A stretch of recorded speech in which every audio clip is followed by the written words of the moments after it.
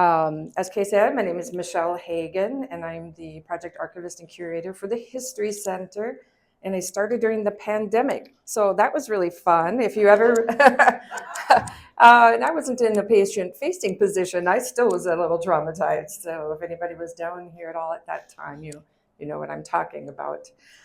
So today, I'm very privileged to be able to talk with you all about the history of the History Center. That's a first for me.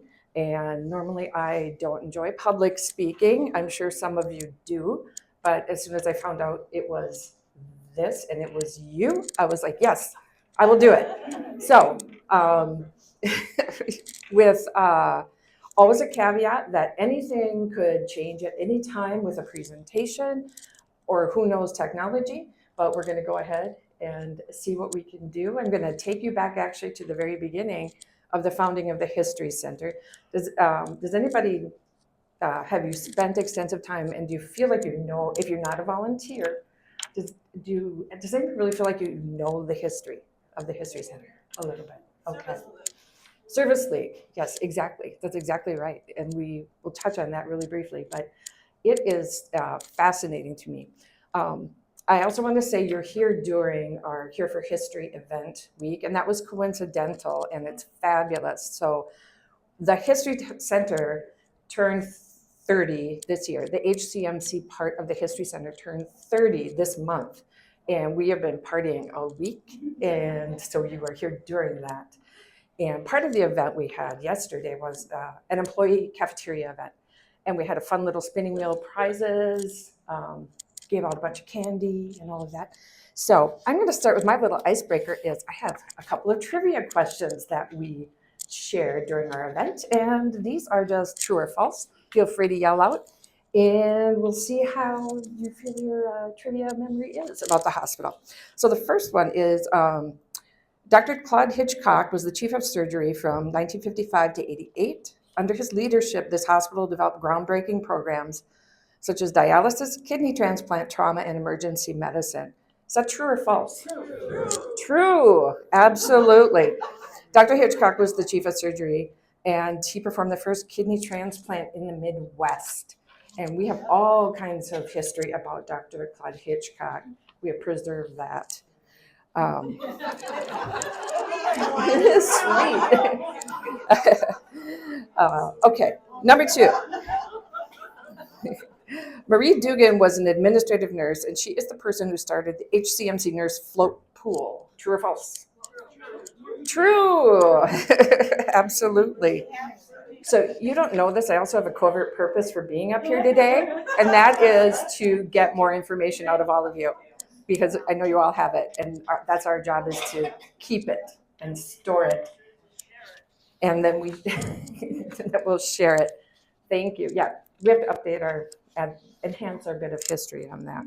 Okay, last one. General Hospital School of Nursing is reestablished with a 3-year program in 1947. The nurses received extra pay for working on the TB ward. True or false?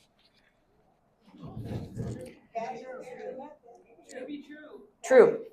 True. It is true. Yes. Yes. Extra pay for TB. There you go. Talk to our infection control person again after the fact. Yeah. All right. Well, thanks for playing along with my icebreaker. Now we're going to move along to.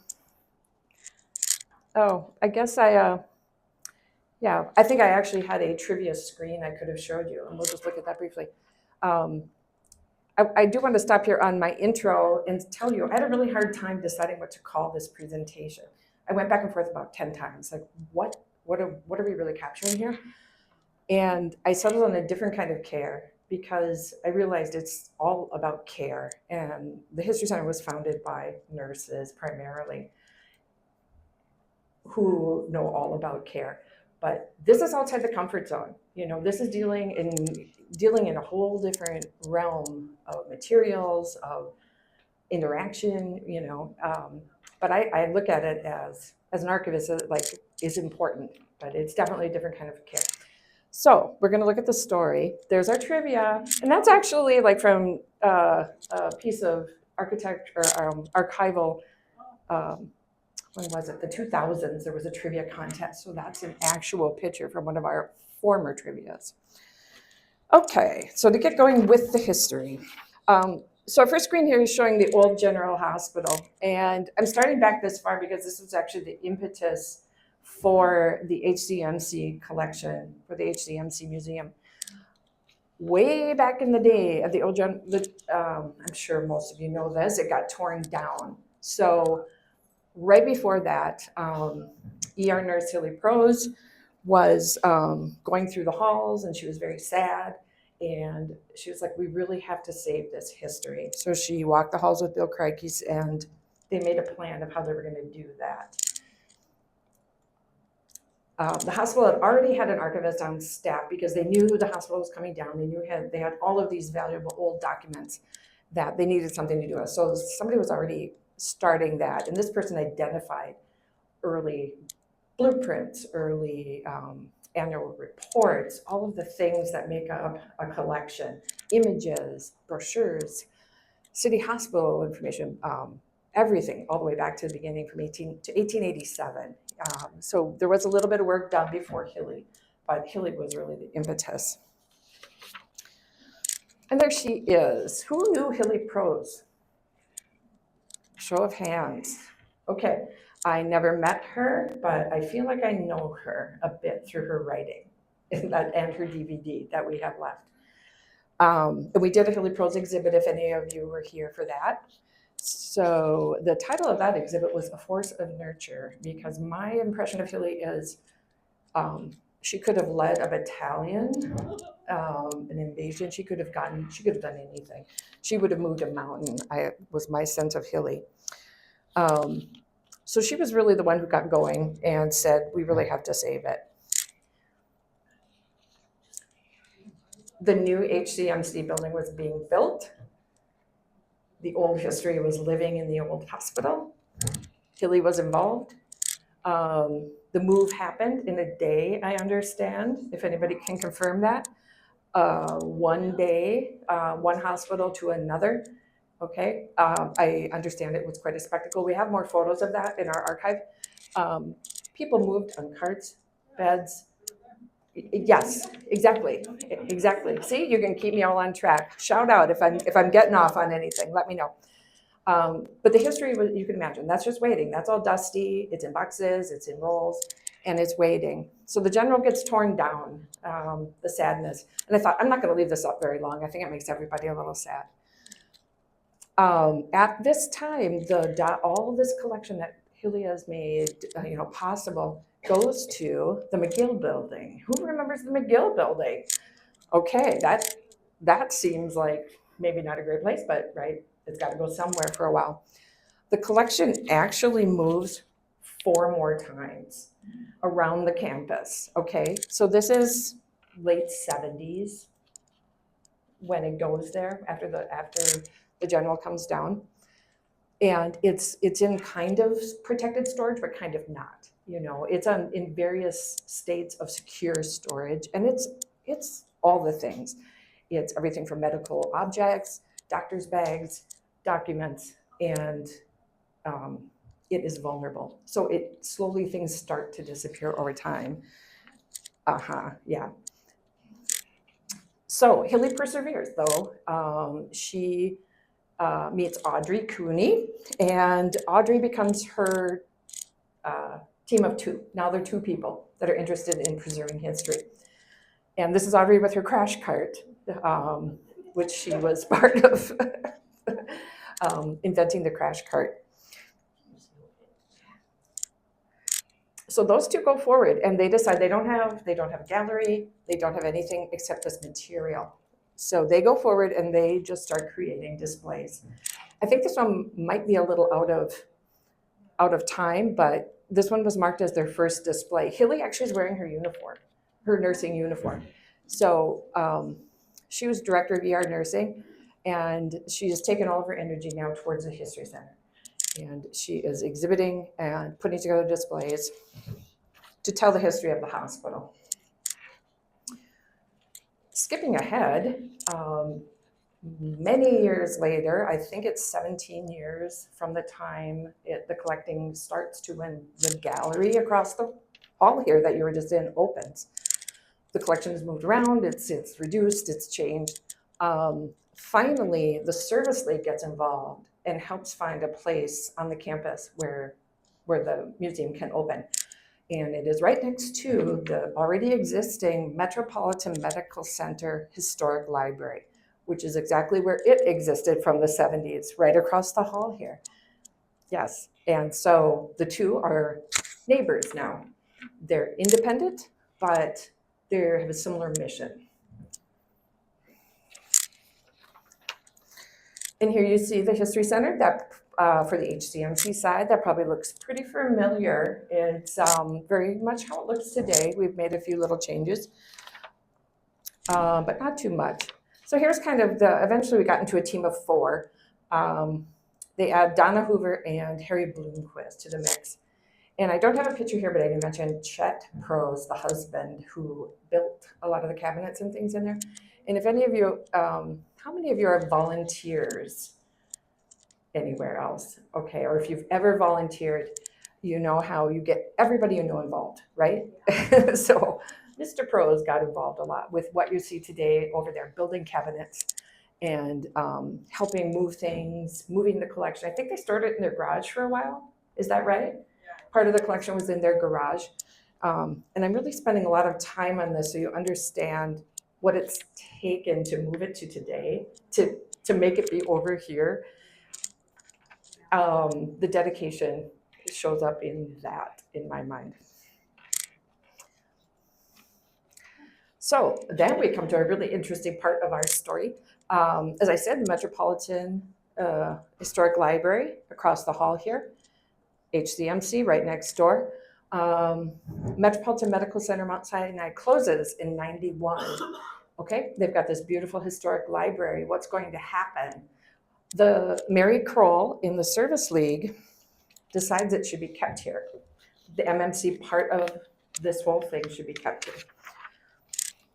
So the Service League takes it and buys it, help me out here, Judy, $1 for the MMC collection over here, the historic collection and library.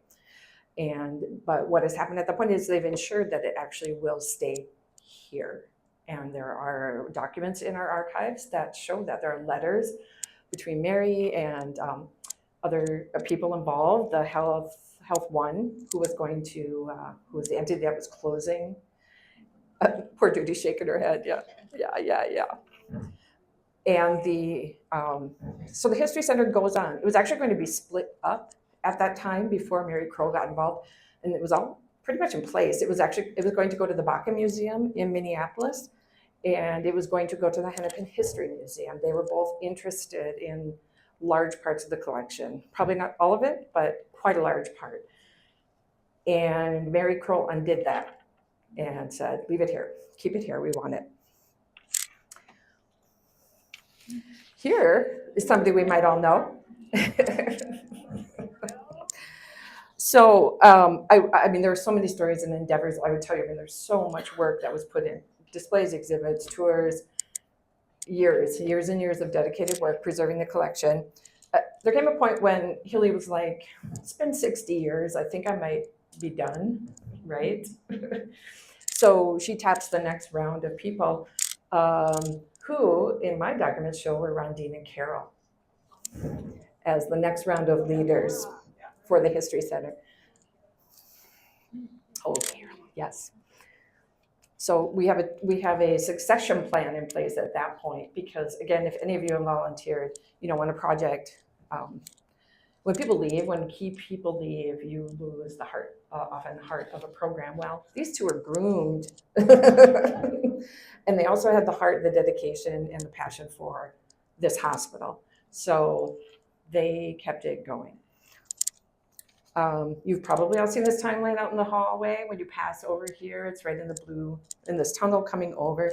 There's this large wall, and that's just one. Again, I just grabbed one thing, one effort. Was that probably the 90s? I think that went up. It goes to 2010. 2010. Oh, sorry. not the 90s, 2010. One effort that the group did, putting together a giant timeline like this. So all of this information comes from our archives. We have this. This is the only place a lot of this information lives because it's been collected here. Some things that were more public information, like annual reports or things that are printed, board meeting minutes, that maybe have a broader scope, you might find at other institutions, but other things you won't. You know, they're here, and this is where they've lived and where they'll keep on living. And just one more thing, because this picture freaks me out. I'm slightly claustrophobic. So this was one of the tours that Hilly had put together. And school children that were able to use our, again, when you're coming through the blue tunnel, we have an iron lung. And it is the original iron lung, one of 40 that the hospital had at some time. And school children, part of the tour was going in the iron lung. So I can say at some point the tours were very immersive. So hopefully there wasn't any ER trials or anything. A really big thing that happened after all of that is the two galleries, the two collections, separate funds, separate volunteer pools, separate entities with the same similar mission. They combined together in about 2010 to become the Hennepin Medical History Center. The point was to go forward, advertise together, share some services, share some PR marketing, move forward, but still actually they operated separately. Still maintain their separate funds, still maintain their separate volunteer groups in the separate spaces. Still the labor of love. Again, I'm amazed, but I've learned a lot about nurses in the last few years. So, and if you want something done, yes. So as I said, I was hired during the pandemic. When I started, there was a lockdown here and nobody could come on campus except essential employees. Besides a paid part-time curator, the rest of the staff are volunteer staff. All volunteers were sent home. No volunteer could step foot in the hospital. Their badges were deactivated, everything shut down, computer access deactivated. That basically closed the doors of the History Center. There was no curator at that time. She had left. She had moved, the person that was there had moved out of state and they weren't able to rehire. They just weren't able to find anybody. This was before the pandemic. So it really set up a bunch of challenges for the History Center. And there was a point where there was a decision in, let's say it was 2020 or the end of 2019, beginning of 2020. There was a decision by the Museum Council to close the History Center because of all of this. All of these things were coming down on the volunteer group who had no ability to solve these issues, right? They couldn't get into the collection. They couldn't get the staffing that they needed. So at the very last second, during my job interview, I was going to be hired to close it, help close it. And during the interview, they're like, no, we're going to keep it open. Would you like to do that? And I'm like, yes, please, I'd like to do that. And Dr. Megan Walsh, the chief academic officer, stepped in with, I found out later, a little help from a few other little birdies who were whispering in her ear about the importance of getting involved. And she made it happen. So she brought it under the library.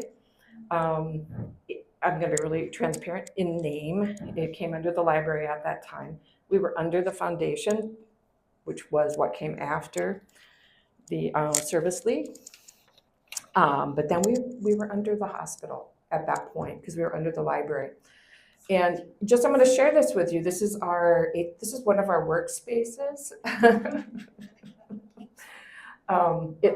It's way messier today because of the events we have going on, but it is still like that today. That's where most of our work gets done. So here we are. We're back in action. Volunteers eventually can come back. The collection has been sitting here for, at least a year, I think, before the doors could open. I'm the only one who couldn't come on campus. What's that? Legally, yes. Again. Again, I'm learning a lot about nurses. Yeah, I don't I don't mess with you all. And when I'm feeling, I'm usually pretty conservative with things like that because it's a hospital entity, it's a business, it's pretty dang serious. And this group are like, no, we can kind of, and I'm like, you're right.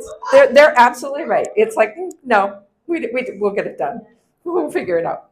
So yes, and that's and that's exactly actually what happened with the History Center. Um, and I like this because it's like, we're just going to go skipping down the hallway and we're going to meet everybody we know and we are going to tell them what's going on with the History Center. That we have been resurrected, but we're kind of still on life support. Is that a good analogy? For several years, actually. Everything was, the hospital was in chaos. It was the pandemic, staffing, and I mean, it was everybody was holding on, and we're not patient facing, so we were just holding on because we really did want it to stay, but there's only so much we could do. So this group activated, and I'm pointing to you, History Center volunteers, because oh my goodness, you are just amazing. And this looks lighthearted, but I would say more like, again, back to that whole like battle ready with a smile on your face. So off we went and we started promoting and gearing things back up. We started doing more displays again. We did some special exhibits for the different groups. Any place we could get the history back out into, we've been actively trying to do that. And that has been our goal ever since. So pulling you forward, you can see this thread of how this is, it's all gone because of the strength and passion of the volunteers and the importance of this collection and the magnificence of this hospital system really underneath it all. And it's why is it important to keep it going? I mentioned we had a cafeteria event yesterday. Here you go. So you can see, I mean, we're turning out. It's really important for us to share this history because there's no reason to keep history if you're not going to share it. You're not going to squirrel it away and not let anybody see it. The point is to share it. So what does that care look like? Again, I mentioned it's a different kind of care than medical care, nursing care, but it is important in its own right. So History Center is different than a hospital. It has its own set of requirements of how you maintain and care for the things that are in your History Center. Does anybody else here like going to museums besides me? Okay. So when you go to a museum, you know how everything is curated, but has anybody ever been behind the scenes in a museum? Have you seen the storage? Have you seen what actually it takes to keep these things and make them available to you? Like if you go down to the Minnesota Historical Society, they have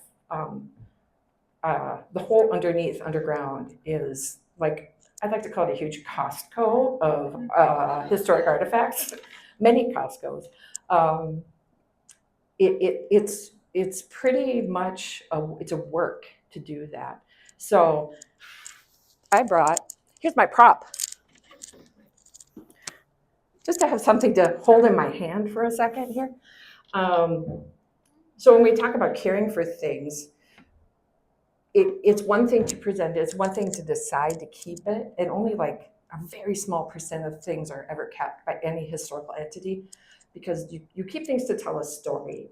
Right? You keep things you're either going to tell a story or you're going to preserve an information that isn't captured anywhere else, like the work that we have. So to do that, you want your things to last as long as possible, right? You want your paper to last as long as possible, your textiles to last as long as possible, all of that. That's your goal. You take that on as a historical entity when you agree to keep things. Now we're a business entity, so we can decide a little bit more, but we also have personal donations, which slide into a little bit different category, but you still care for things the same way. So for example, these boxes, this is what ideally all of our documents would be stored in these archival boxes that are very expensive to buy. but they're acid-free cardboard, which is a special cardstock. There are properties about this that won't degrade the paper. And then of course there are acid-free folders and there's all the things that can go into really committing to preserving your collection. I could go on about that, but that's not exactly what we're here for. That's kind of the work-a-day of keeping your collection alive. You need the space, you need the protection, you need the commitment. We've been lucky to have the space here in the hospital. Our goal someday is to improve that. It's been a goal since I started. It's been a goal from way before I started. But there is a new, who's heard about the new tower, the new patient care tower? Yeah. And there has been a promise that we will actually be able to be there. Now, I'm going to tell you that today, but focus on the word promise. So we hope to see something like that come true. And so we can continue to share this message, and we can continue to be in a public place, or public facing, whether it's galleries or exhibits or whatever it is. It's encouraging for us to have a thought of going forward and what that might look like. Because again, these ladies are working extremely hard, and our donors are extremely generous to help us keep the work going. So why should we do all of that? We've actually had discussions with our leadership, executive leadership, and they're like, can't you just give it to Hennepin History Museum after all? Can't it just go live somewhere else? It takes up space, it's expensive, you want money from us, you want space, you want the special boxes or whatever. We are fully self-funded. We have been from the beginning, almost exclusively, except for a point where some employee salary was paid years ago through the Service League early on.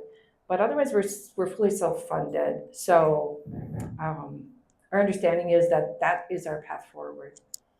And Matt Munoz will talk with you a little bit about that. But to answer my own question, why should we care about this? Because this is the place where it happens. And although those other institutions, of course, could care for it, it's one of many collections when it goes.